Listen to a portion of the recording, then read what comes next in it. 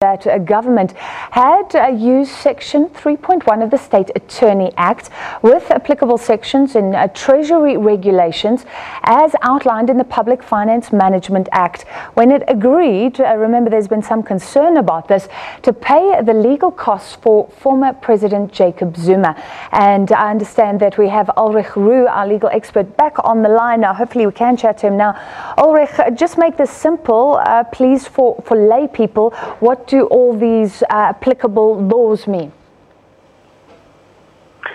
Hi, good evening. Thank you for having me. Well, the State Attorneys Act, Section 3, subsection 1 specifically, states that an official, whether he is at provincial or national level, and whilst acting in his capacity as an employee of the state, does incur legal fees as a result of him acting in his capacity as an employee of the state, then the state will be liable to pay those legal fees.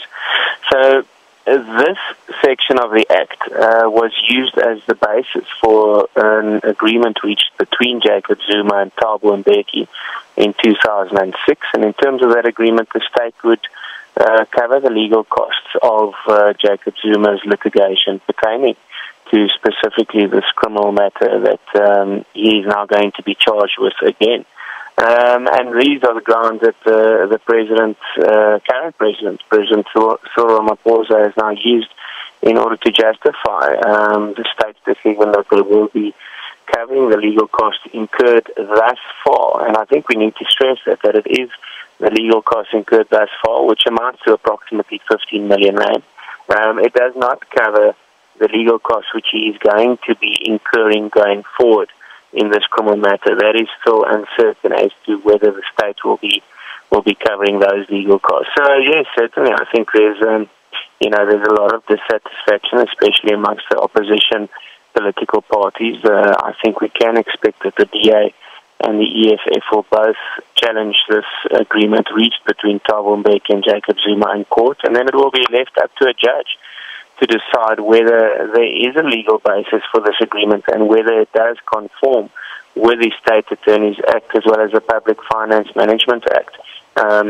Because the legal question and the crucial question at the end of the day is going to be whether Jacob Zuma acted in his capacity then as the deputy president when he incurred when these criminal charges arose. And that is going to be a crucial question that he will actually need to answer at the end of the day. Do you think that the opposition parties have a case in court? There must be limits, surely, and critics would say that he's taken on a number of losing cases. Is there any limit to how far you can push these laws?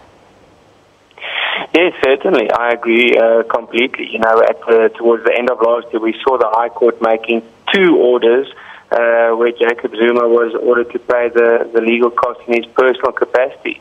So, that was whilst he was still president of the country, and the courts took a very firm stance against him. He has been branded as a vexatious litigant. He is known to take on matters where there's absolutely zero chance of success in going to court to that, and that was all just done in his attempt to, as we say, kick the can further down the road, prolong things, delay issues so that no orders will be made against him. At the end of last year, the court took a firm stance against him. So I do think that there is merits should the DA and the EFF approach the court to seek clarity on this. How can the state possibly be expected to pay for a person's legal fees if he was the only person who benefited from these alleged corrupt dealings? Certainly one cannot say that an official was acting in his capacity as an employee of the state when the deals that he was concluding are found to have been corrupt. So I think that a reasonable decision would be that the final decision on whether the state is going to pay for Jacob Zuma's legal fees must be held over, and it could possibly be held over for as long a period as the day until he's either found guilty or found not guilty on the current criminal charges which are going to be reinstituted against him. Of course, the argument will be if he's found guilty, then he must pay for all those legal fees in his personal capacity. if he's found not guilty, then one can then determine whether the provisions of the State Attorneys Act and the Public Finance Management Act are applicable, and whether the state could be held liable to fund those legal costs incurred by him. And at that point, does he have more than 15 million rand to pay those costs? Thank you very much for your view, Ulrich Roux, legal expert there. Now, Cape Town.